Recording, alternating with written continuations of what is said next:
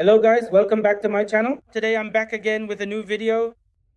In today's video, we are going to test the OLR. OLR stands for overload relay.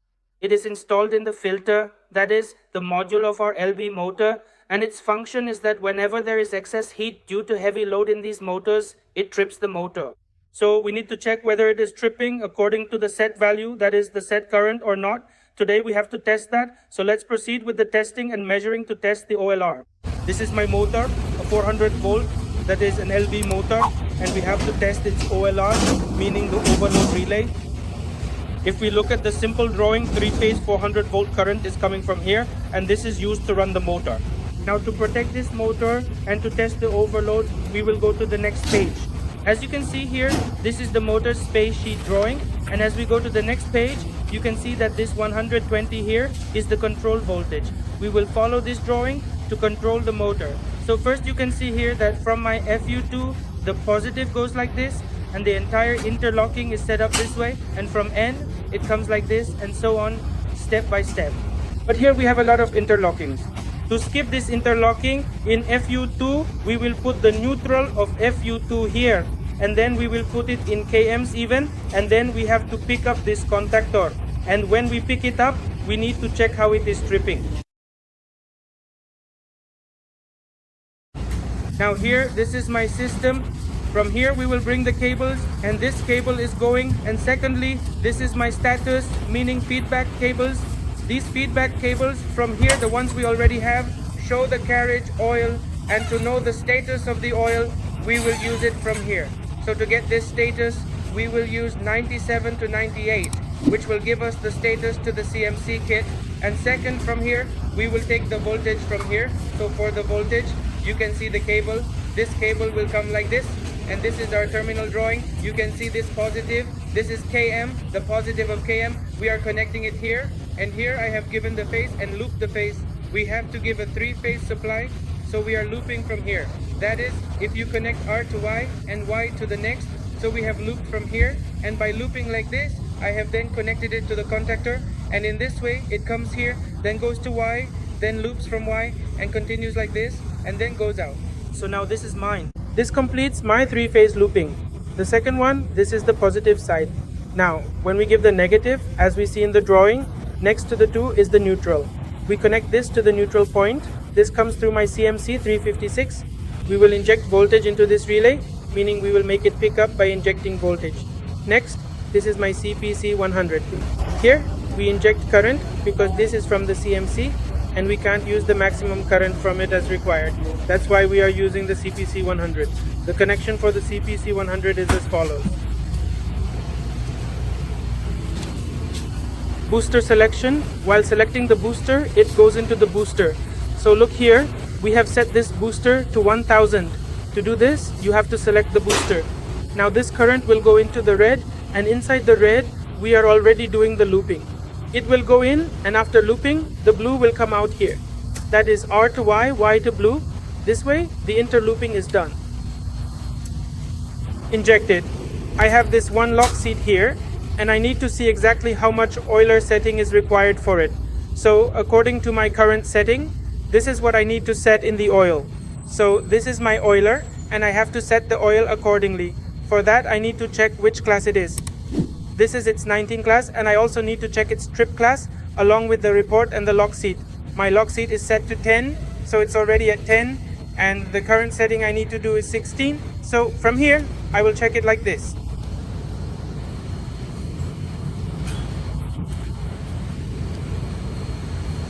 This is set to 16.6. We have selected it at 16.6. Now from here, that is this oiler of mine, we will pick up this oil through the CMC in the CCC, as they say. So here the oiler will be picked up. The oiler will be picked up through what? That is through the contactor. So from here we are injecting voltage. So as you can see, my voltage is CD9 here. AC has already been injected here. Now from here, I will start it from here.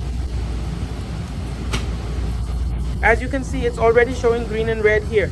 The green light means the pickup has happened. I gave the voltage, so as you can see, this doctor of mine has already picked up. It has moved inward, meaning the pickup has happened here. We have to do this 2 more times through the CCC 100 AC.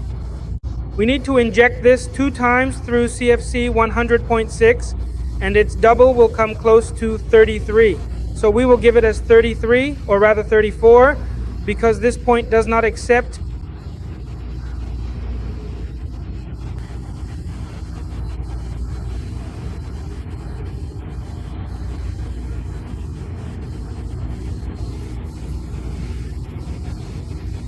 From here, what we'll do is now, as soon as it's injected, you can clearly see that it's working perfectly.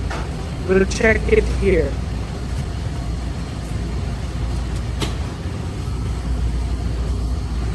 When I inject voltage at this point in the circuit, my breaker, which protects the system, picks up, and my conductor, which carries the current, also picks up. Next, I will check how much time it takes for the breaker to trip after injecting the current. For now, I will check this process. After checking, you can see that at 35 amps, I will inject the current, and for this test, it is tripping at 31.01 seconds. So, this value is my set value for tripping time. As soon as my A tripping signal comes from there, after tripping, I will continue to monitor the system to ensure everything is working as expected. This process helps confirm the reliability and accuracy of the breaker's operation in response to the injected current. Right here, it is showing the trip, which means the system is indicating that a tripping event has occurred. I have just normalized it here, which means I have adjusted the signal so that it matches the standard or expected values for proper operation. Earlier, my signal was going to the CMC kit, which is a device used for testing and simulating electrical signals. Now, I have removed the connection to the CMC kit and have normalized the signal directly here, making sure it is properly adjusted for the next steps. Now, regarding the phase of this signal, meaning the timing or angle of the waveform, I have separated it and I am normalizing it as well. That is, I am normalizing the phase in the same way as I did with my original JAMS signal before, ensuring that the process is consistent and accurate. This helps maintain the quality of the signal and ensures that all parameters are set correctly for further analysis, just as I did previously with the original JAMS setup. Now we will check the status of LEM to see what status I am getting. If I have set its property, then I have set its property.